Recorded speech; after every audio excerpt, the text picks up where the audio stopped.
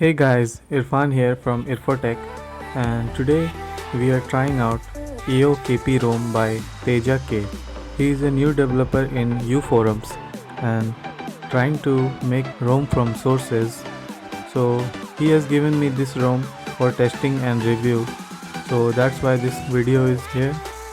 So I've already copied the files on my phone and let's boot into recovery to flash that ROM.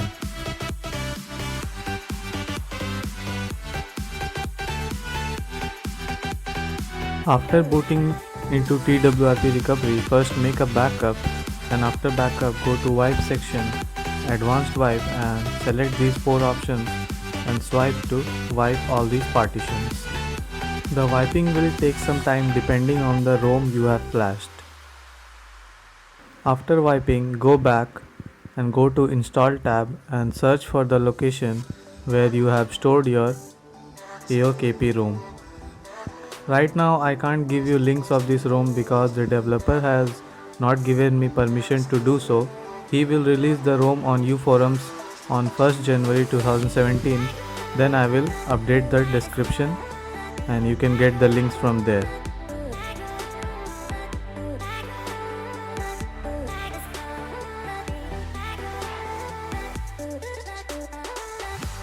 The ROM will take 2 to 3 minutes to completely flash and it will give an error log. As you can see, this is common in all Android.7 ROMs. So after ROM, flash Google Apps. Try the Pico or Nano version because they are small and also does not take a lot of space on system partition.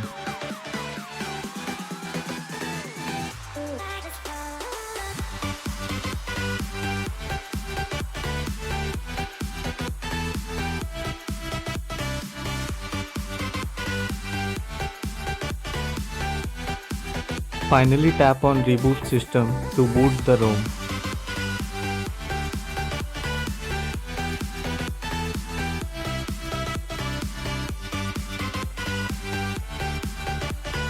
As you can see, the ROM is rebooting. It is a bug and it is common in all Marshmallow and Android 7 ROMs.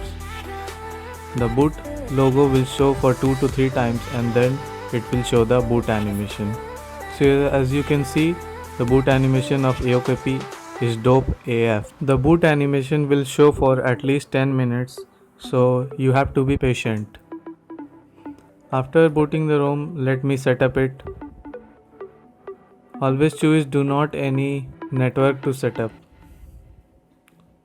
And you can see the wallpaper is from CM13. I don't know why, because this is an Android 7 ROM.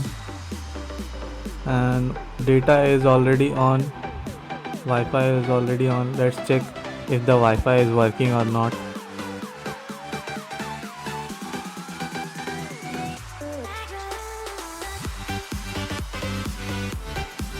To edit the app drawer, go to settings and do these options to get the compact app drawer instead of listed.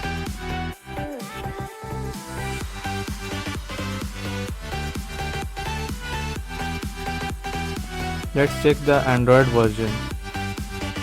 So as you can see, the Android version is 7.1.1.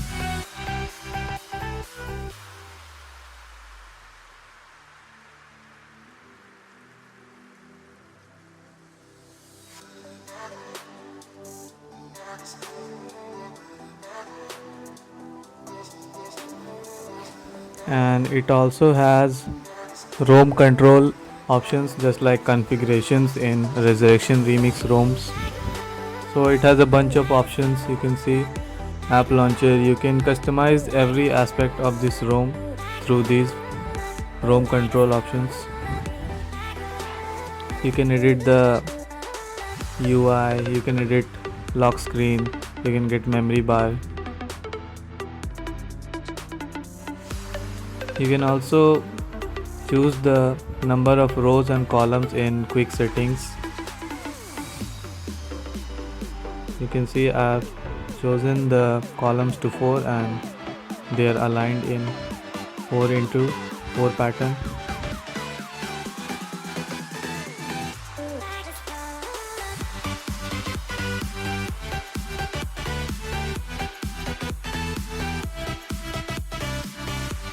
You can also enable the network traffic like this and choose the display unit to bytes per second. It will show next to the data.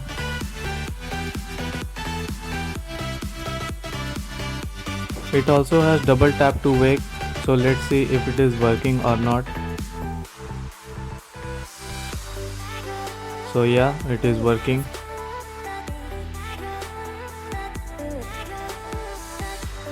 Let's check if the data toggle is working or not. So I turned off the data, then I enabled it.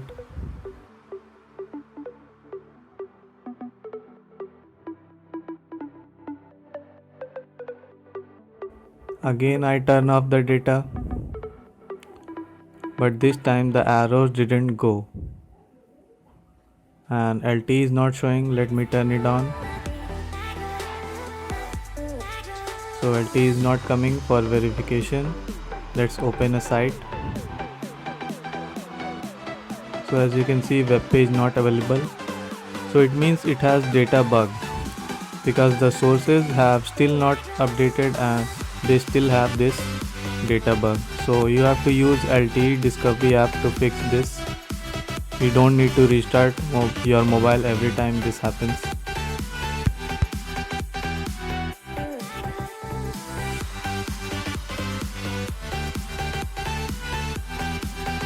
Let's customize the ROM from the ROM control again.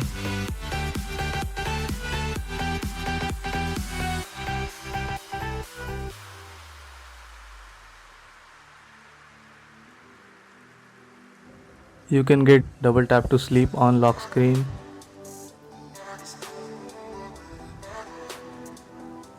You can also disable the camera sound, screenshot sound and safe headset volume.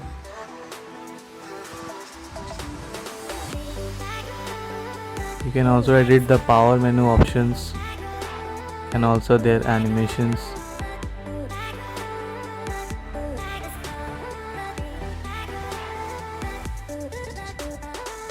So overall it is a good ROM to use, but still the data bug, or you can say data toggle bug, sucks.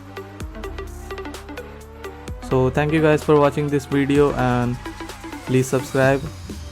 Leave any comments if you have any queries related to this, and I will see you in my next video. Thank you.